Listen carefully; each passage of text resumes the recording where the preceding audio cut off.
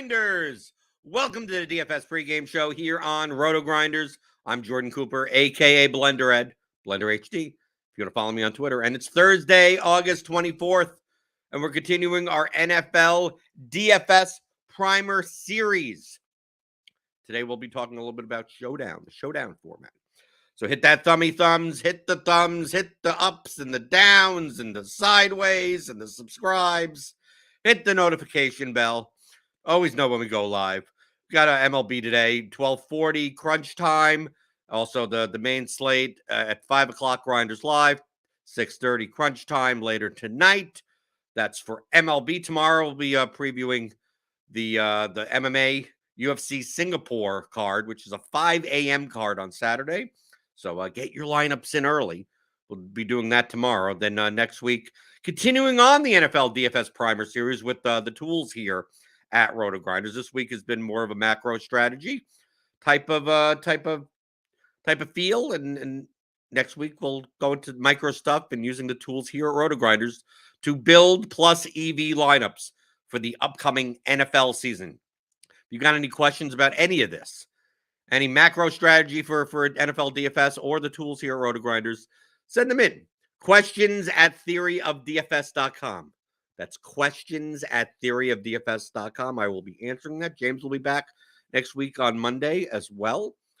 But today I wanted to touch upon Showdown, okay? Because we talked about the three levers of DFS this week: projection, correlation, leverage. You know, the macro strategy of all daily fantasy sports. Of course, you could find more in-depth education about those concepts in the Theory of Daily Fantasy Sports. How to think like a professional DFS player. 15-hour audio DFS masterclass, as well as the Advanced Player's Guide with the custom Excel tools. Another 10 chapters of audio. You can find them both at theoryofdfs.com. But this week we talked about projection, correlation, leverage as it applies primarily to the main classic slates. You play on Sundays, right? It's 12 games, whatever. But NFL Showdown is very popular also, especially the island games. Sunday night game, Monday night game, Thursday night game. I know, especially the Thursday night game. Sometimes that Thursday night game ain't a very good game. You better have some Showdown lineups in if you want to sit down and watch one of those games on Thursday. But Showdown strategy from a macro standpoint adds kind of another lever, like kind of this duplication-ish type of lever, because there's only so many options that you can make. There's only so many lineup combinations that are possible. On a 12-game NFL slate, classic, dude, I barely would even consider, is my lineup going to be duped? But on Showdown, that's an insane high priority. Now, it doesn't mean that you have to have a unique lineup, but the more your lineup is duplicated, the more and more EV it loses. Okay? So if you have a lineup that is unique and still has a good enough win probability, that's what you're aiming for. If it's duped 2 or 3 times, that may be okay. 5 or 6 times, I don't know, maybe fine.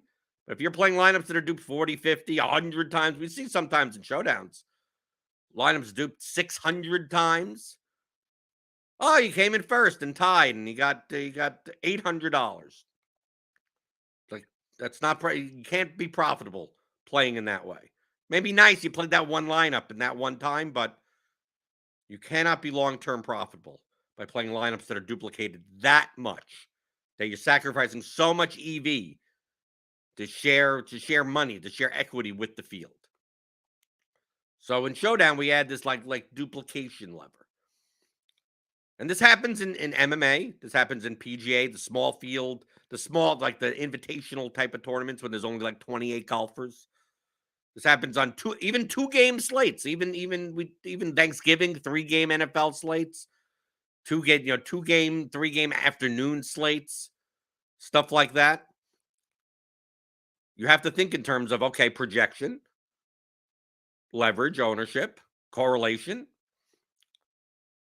But you also have to think of like how likely is my lineup to be duped?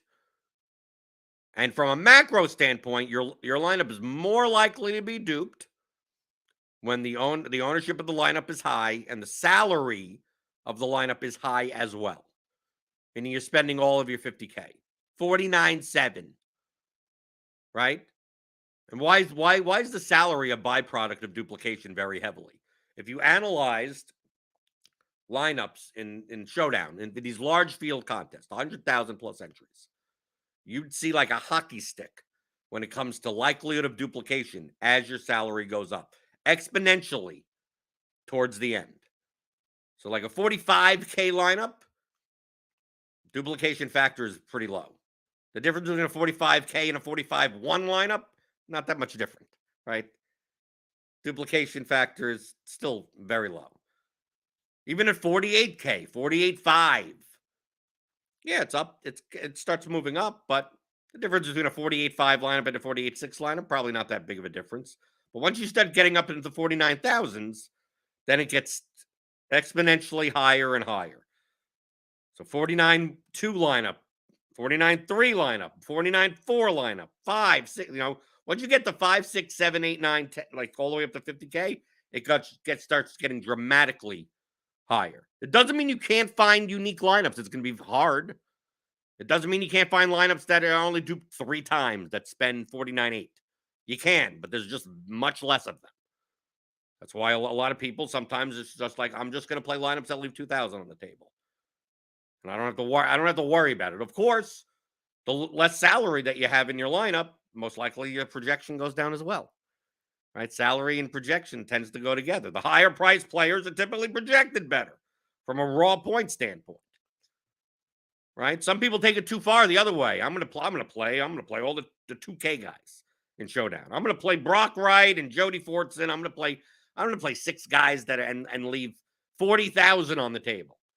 Well, your projection is garbage. I mean, if we take a look at, I'm taking a look at the Lions Chiefs, the slate that we have here in the 7th in lineup HQ, obviously with like kind of, I wouldn't go, the projections will be updated by then. Don't worry about it. But like the optimal from a mean standpoint is 99.42. Like if you're playing a lineup that has a projection of 20, yeah, it's a unique, but I don't know if that ever wins. If it ever wins, right? So you have to balance that. It's not just playing lineups that are unique. It's playing lineups that are less duplicated, but still well enough projected to win first place in a showdown. And correlation in showdown is also important. In 2 regards, correlation is a double-edged sword in showdown. And the concepts that you need to apply to correlation may seem counterintuitive. Okay? So what do we know about correlation in general when it comes to just classic, like if you're game stacking? The more points that are scored in the game, right?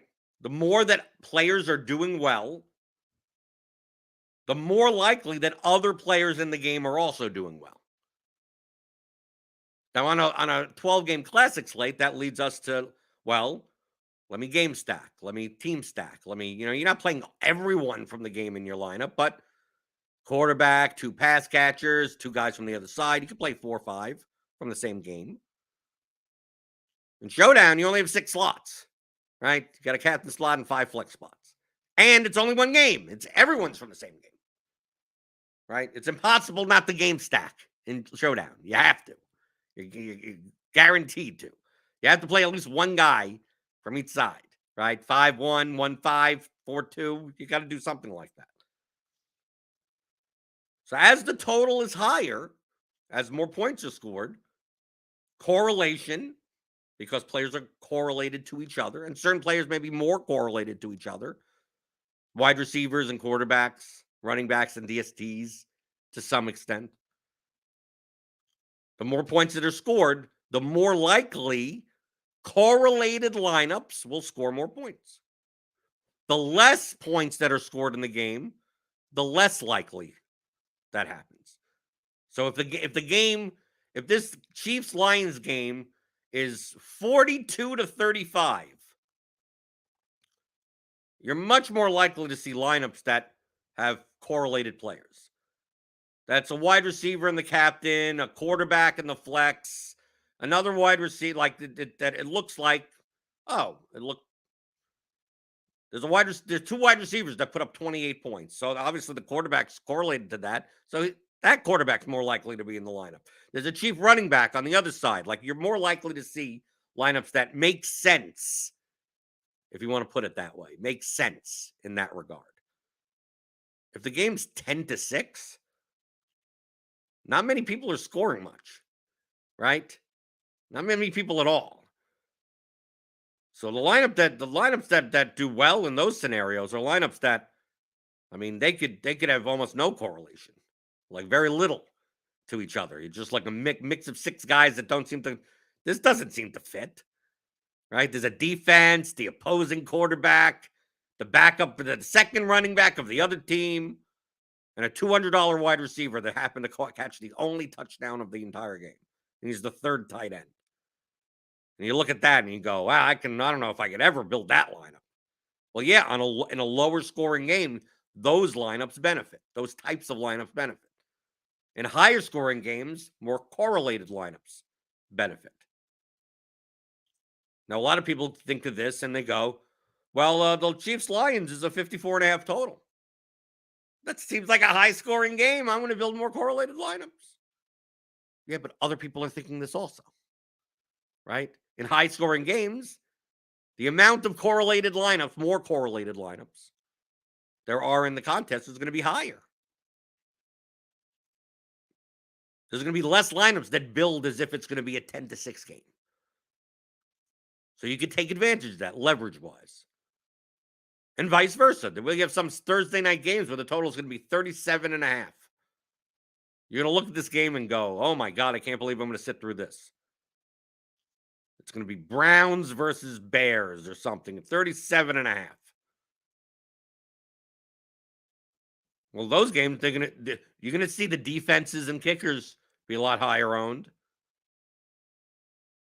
You're not going to see you're going to see more mishmashy type of lineups because it's not expected to be a shootout. Well, those you could take advantage of from an ownership standpoint of playing lineups as if it's going to be a shootout. You have to balance that. Remember, in DFS, it's not about predicting what's going to happen. It's about building profitable lineups that have more of a chance of winning than what the field is building. Right? Oh, well, only 20% of the time this game goes good. Only the Chiefs-Lions game. Imagine the game is 17-13. Right? Not really low, but still only 30 points scored. Maybe that happens 20% of the time, but like if only 5% of the lineups are building for that, then that would be profitable, even though it only happens 20% of the time. I can tell you that this game could score over 55 points 60% of the time. But if 80% of the lineups are building that way, then it may be more profitable to build lineups that are less correlated, right? Correlation benefits you. When one player does well, the other player does well. When one player does badly, the other player does badly. But in lower scoring games, especially, you could kind of throw out those correlation rules. And with high ownership, you could also do that the same thing. A lot of people in Showdown don't play two running backs from the same team. Right? These running back by committee type of things, 2 or 3 running backs. They'll go, well, I can't play Isaiah Pacheco and Clyde Edwards-Helaire in the same lineup because they're not going to be on the field together. And Jerick McKinnon's there also. I can't play 2 of these people. Like if Pacheco's doing well, probably McKinnon's not on the field. Right? Clyde Edwards-Helaire, who knows? He may only get 7 or 8 touches. If anything, Clyde Edwards-Helaire steals a goal line touchdown from Pacheco. So you're like, oh, I'm not going to play CEH and Pacheco together. Well, what happens if it's a game where the Chiefs score 4 rushing touchdowns? Pacheco has 2 and Edwards-Helaire has 1. Mahomes runs 1 in. Next thing you know, for the price at 3,600, CEH is, sitting there with 10, 11 points. And Pacheco also has 18 points. Yeah, they're negatively correlated, yes.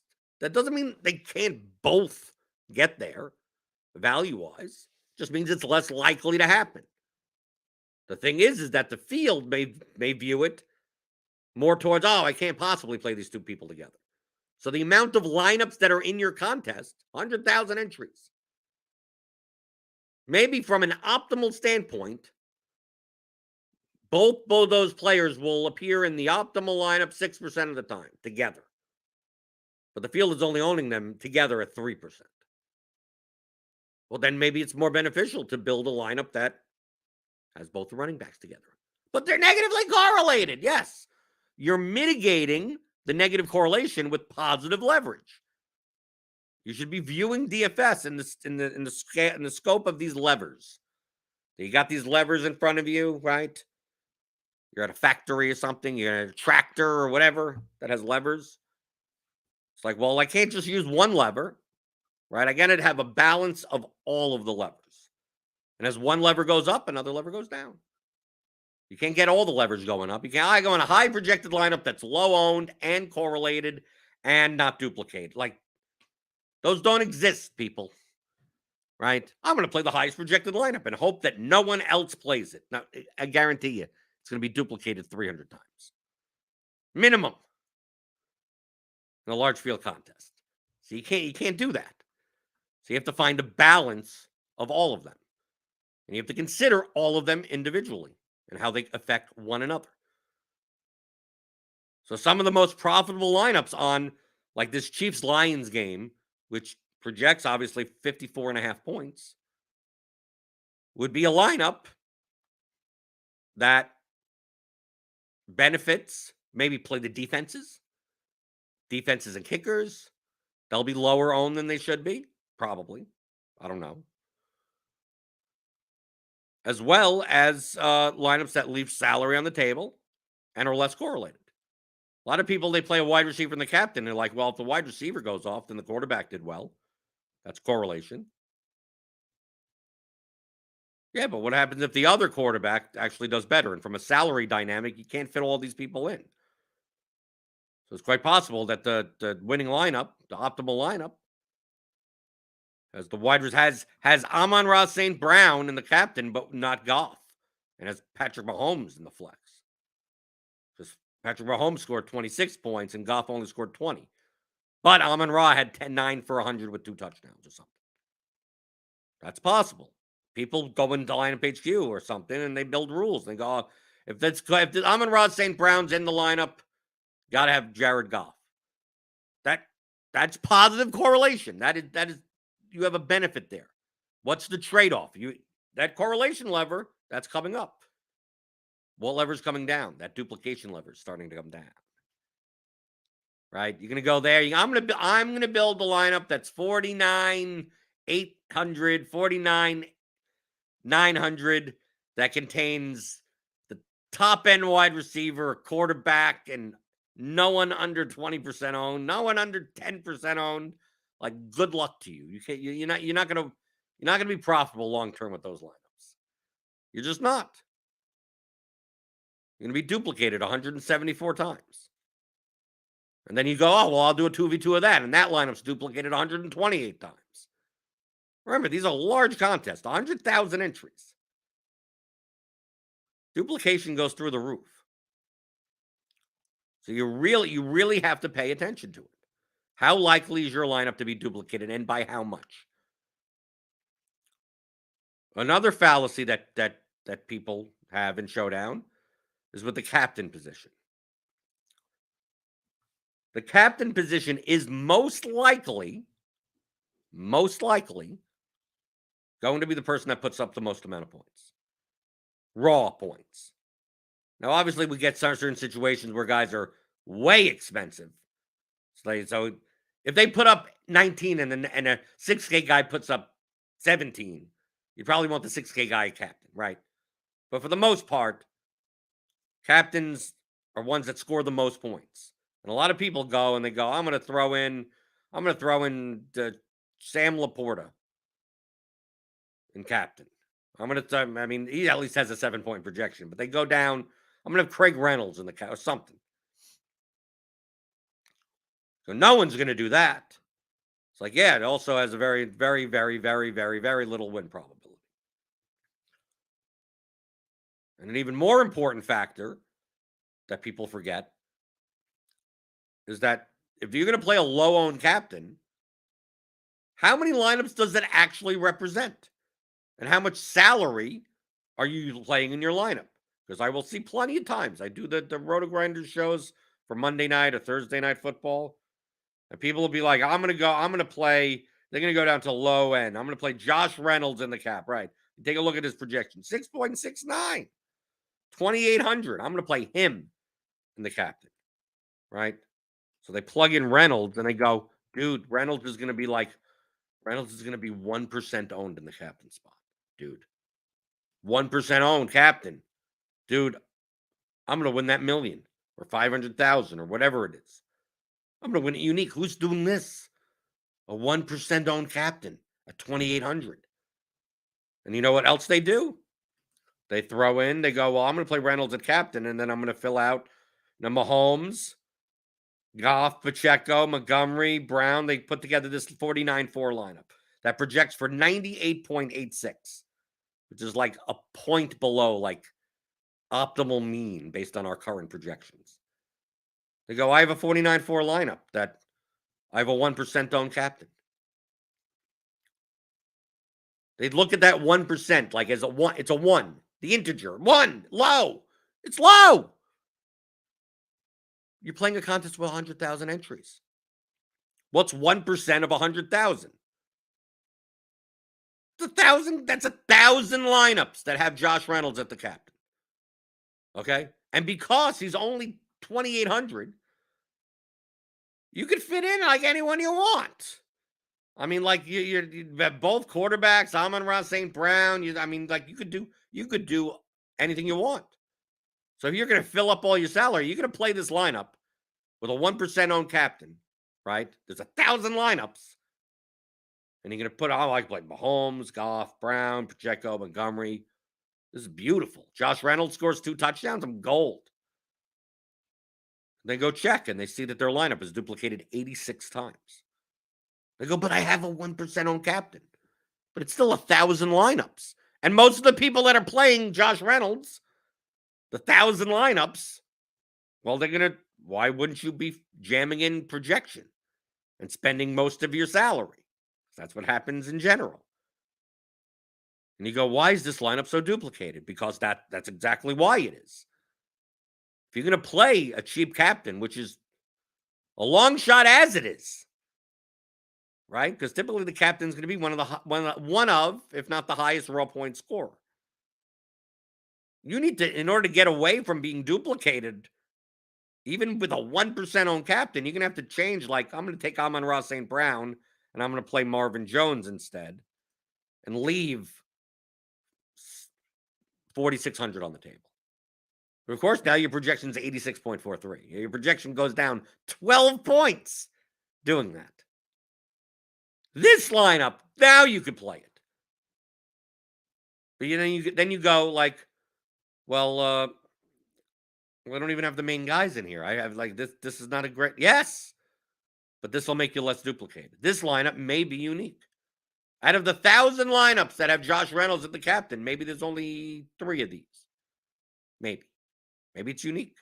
Maybe you take Marvin Jones out, and maybe you take out Isaiah Pacheco, and you put in Mara Valdez-Scantling, and now you're leaving 6,000 on the table.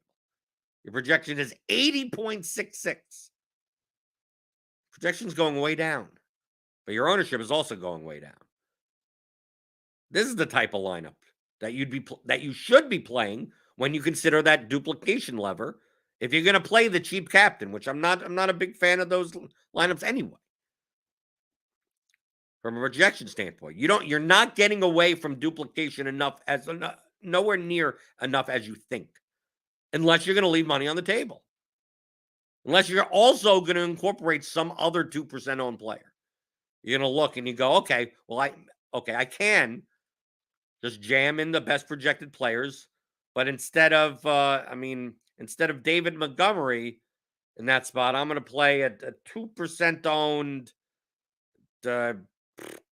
someone on the bottom. That would possibly, who knows? Richie James Jr., I don't know, Khalif Raymond. Someone on KC. You're playing Jody Fortson now. And your projection goes down and you're leaving 7,000 on the table. It's hard. Because look, you're spending all your, it's hard not to spend all your money. Instead of playing Mahomes in this spot, you play Kelsey, right? Or you have Jamar Gibbs here at 8,200. Maybe play him instead of Goff, and you play no quarterbacks in your lineup.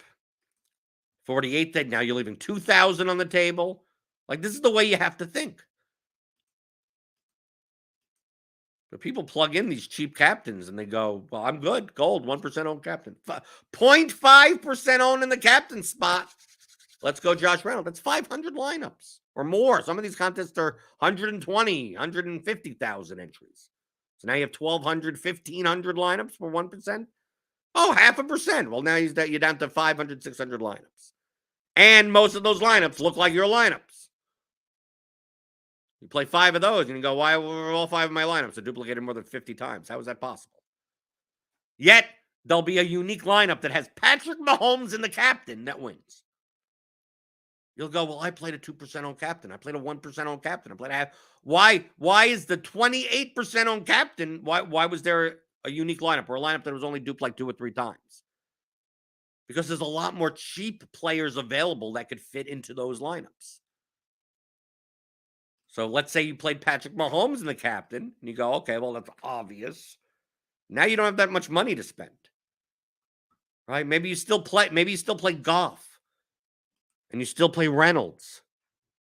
This lineup. And maybe you still even play you can't, I don't know if you could fit in Kelsey, but you play MVS or something. Aldous Scantling. You play McKinnon, pass out of the backfield. Right? Now you're stuck. Now you have 8,500 left. And your natural inclination is to click on Jamar Gibbs. And you go, well, look, I have a 49-7 lineup that projects for 91. Yeah, this lineup is going to be duped 10, 20, 30 times. None of these guys are going to be like under 10% owned. Right? But if you take out Jamar Gibbs and leave money on the table and play the kicker, Riley Patterson, instead, and you leave, what is that? 4,300 on the table. This lineup may only be duped, may not even be unique, but may only be duped twice. Even with Patrick Mahomes in the captain, because there's a lot more cheaper players that can fit into lineups. And if you're going to fit cheaper players into your lineups anyway, why are you wasting one of them in the captain spot? Like I showed before with Josh Reynolds. Well, I can't play Josh Reynolds and use all my salary. I got to leave 5K on the table. So you need Josh Reynolds to also be the top scorer and also not be able to play all the other guys also?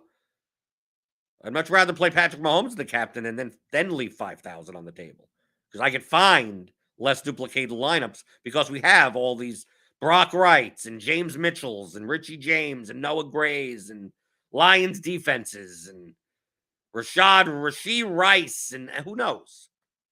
You have a lot more options to plug in, a lot more combinations available to you that spend like 47, 48,000, 49,000 even. There aren't that many combinations when you plug in Josh Reynolds or some cheap guy into the captain without also leaving 8,000 on the table. And then your projection, you look at the lineups, the lineups between you, like your Reynolds lineups and your Mahomes captain lineups, they actually have higher projection, even though you're leaving the same amount of money on the table. It's like if I'm going to have the same projection, if I'm going to have the same duplication factor in 2 lineups, and I'm going to leave 4 or 5K on the table, why do I want to take the lineups that are 8 points lower projected? Right, the Reynolds lineups and the Patrick Mahomes captain lineups. People get so focused around low-owned captains and don't think in terms of the entire lineup. And don't think in terms of how many lineups does that actually represent. If I plug in the cheap captain, I could play anyone I want. I can play all the best players. And there's like 20 combinations of all the best players. Like, yeah, and you'll see all of them. And the 1,000 lineups that have that guy in the captain. And when you win, you'll have a 36-way tie and wonder how 35 other people came up with the same lineup. Like, yeah, well, that's what happens. What else are you going to do? So that's why today I just wanted to touch on this duplication lever. Obviously, throughout the entire course of the season, we'll be talking this concept all the time when it comes to showdowns. And this season, I'll be on Monday shows and on Thursday shows. We will be talking some showdown. So if you got any questions about this concept, showdown, any of the concepts this week, projection, correlation, leverage, combinatorics, if you want to throw that in somewhere. It's part of the duplication type of lever, right? These are like little clutches, not one of the three main levers. If you got any questions about any of those, submit them to the show, questions@theoryofdfs.com. And obviously, if you want, I talked extensively about these subjects. Theory of Daily Fantasy Sports, 15-hour audio DFS masterclass, as well as the Advanced Players course, 10 additional chapters of audio, and custom Excel tools for you to use that I do throughout the NFL season. It has a duplication predictor in it. You could download and export the projections from Lineup HQ, the player projections, ownership, salary, and plug it in, and then build lineups in Lineup HQ, and then export those and plug them in, and it'll predict a kind of like median duplication factor. How often is this lineup duplicated from a median standpoint based on the ownership? Obviously, if you're plugging in a 2% owned player, it's going to say, oh, this is unique. And then if he comes in at 20% owned, obviously that lineup ain't going to be unique anymore. The ownership is 10 times more than what was predicted for what you plugged in as the ownership. So you can get all of this at theoryofdfs.com. We got baseball today, right? We got MMA coming up. I'll be talking first look for the 5 a.m. Singapore. I'm not waking up for that. I'm telling you already. I'm building my lineups the night before. And if I hope to hell that no one late scratched or something like that an hour before lock or whatever. Just whatever. But we'll be talking about that tomorrow. Hit that thumb button. Give me the thumbs on your way out the door. Hit the subscribe button if you're new here. Hit the notification bell to know when we go live. And submit your questions. We're still talking NFL DFS next week. Questions@theoryofdfs.com, because that's what I do here. You ask questions, I have answers. Monday through Friday, 11 o'clock Eastern, on the DFS pregame show on RotoGrinders.com.